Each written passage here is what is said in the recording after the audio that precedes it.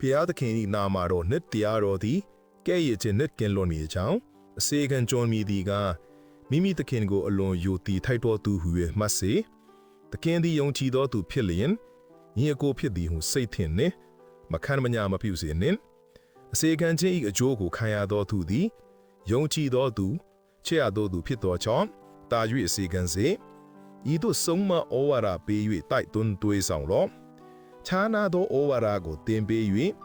ငါတို့သခင်ယေရှုခရစ်တော်၏စကားဒီဟုသောစင်ကြယ်သောစကားကို၎င်းဖျားဝတ်၌မွေ့လျော်ခြင်းနှင့်အညီဖြစ်သောဩဝါဒကို၎င်းဝန်မခံသောသူမည်သည်ကမာနနှင့်จิตမူဝေအလင်းနားမလဲပဲပစ္စာအမဲကိုဆွေနွေး၍စကားကြောင့်သာငင်းခွန်းသောအားဖြင့်စိတ်ပေါ်သောသူဖြစ်၏ထိုတို့ပြုလင်ညူစုခြင်းရန်တွေ့ခြင်းသူ့အသေးကိုရှုချခြင်းမနာလိုသောကြံစည်ခြင်းစိတ်နှလုံးယိုယွင်း၍တမန်တရား၌ကင်းတော်သူတို့အချင်းနီးဆွေးနွေးခြင်းဖြစ်တတ်၏ဖျားဝတ်၌မှု့လျော်ခြင်းသည်အကျိုးစီးပွားဖြစ်သည်ဟုသူတို့သည်စိတ်ထင်ကြ၏ထိုတို့သောသူတို့ကိုရှောင်လောရောင်ရဲသောစိတ်ပါလျင်ဖျားဝတ်၌မှု့လျော်ခြင်းသည်ကြီးစွာသောအကျိုးစီးပွားမှန်၏အကြောင်းကူကငါတို့သည်ဤလောကထဲသို့အဘယ်အရာမျှမပါဘဲလာသည်ဖြစ်၍ထွက်သွားလင်လည်းအဘယ်အရာကိုမျှယူ၍မသွားနိုင်ဟုထင်ရှားလျက်ရှိ၏တို့ဖြစ်၍စားရင်ဝတ်ရန်ရှိသည်မျှနှင့်ရောင်ရဲလျက်နေကြကုန်ဟံငွေရတဲ့ချင်းကအလိုရှိသောသူတို့သည်အဖြစ်သွေးဆောင်ခြင်းဗမ်းမိခြင်းမိုင်မဲဖြစ်စည်းတတ်သောတတ်မှတ်ခြင်းများတဲ့သို့ကြာရောက်တတ်ကြ၏ထိုတိုသောအဖြစ်လူတို့သည်အကျိုးနည်းခြင်းပျက်စီးခြင်း၌နှင်မွန်းတတ်ကြ၏အကြောင်းမူကားငွေကိုတတ်မှတ်ခြင်းသည်မကောင်းသောမှုပေါင်းတို့တွင်မူလအမြစ်ဖြစ်သည်လူအချို့တို့သည်ငွေကိုတတ်မှတ်သောကြောင့်ယုံကြည်ခြင်းတရားလမ်းမှလွဲသွား၍ပူပန်ခြင်းဝေဒနာများနှင့်ကိုထောက်ချင်းခိုင်အောင်ထိုးကြပြီတို့ကြည့်၍အိုဖျားသခင်၏လူတင်ဒီထိုပြစ်မှားကိုကျင့်ရှောင်လောဖြောင်မတ်စွာကျင့်ခြင်းဖျားဝတ်၌မှု့လျော်ခြင်းယုံကြည်ခြင်းချစ်ခြင်းတီးခံခြင်းနူးညံ့တိမ်မွေးခြင်းတို့ကိုမိအောင်လိုက်လောယုံကြည်ခြင်းနှင့်ဆိုင်၍ကောင်းစွာသောတိုက်လံခြင်းကိုပြုလောသာဝရအသက်ကိုကိုင်မူလောထိုအသက်ကိုရမည်အကြောင်းတင်ဒီခေါ်တော်မူခြင်းကိုခံရ၍တတ်သည့်အများတို့ရှေ့၌ကောင်းမွန်စွာဝန်ခံပြီးငါတို့သခင်ယေရှုခရစ်တော်ထင်ရှားပေါ်ထွန်းတော်မူသည့်တိုင်အောင်တင်ဒီအညစ်အကြေးနှင့်ကင်းစင်၍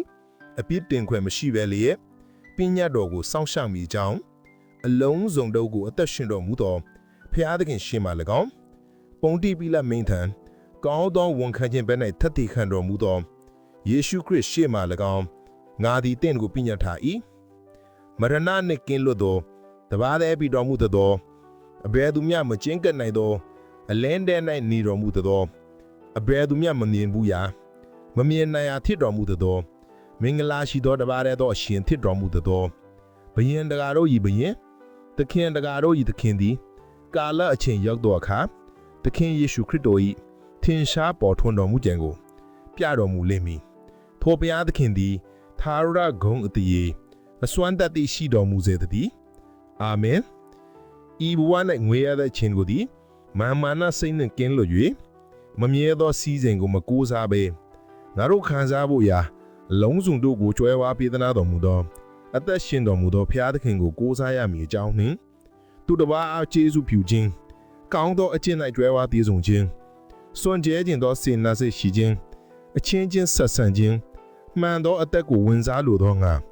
နောင်ဘဝ၌ကောင်းသောပင်နာကိုမိမိတို့အဖွဲ့စီးဖူးခြင်းကိုပြုရမည်အကြောင်းပညတ်ထားလော့။အိုဒီမိုသေ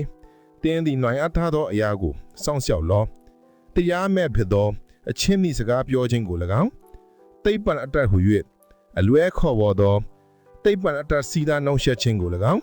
ရှောင်လော့။ထိုတိပ္ပံအတ္တကိုလူအချို့တို့သည်ဝန်ခံပြုစုသောအဖြစ်ယုံကြည်ခြင်းတရားလမ်းမှလွဲသွားကြပြီးတဲ၌ဂျေဇုတော်ရှိစေတည်းအာမင်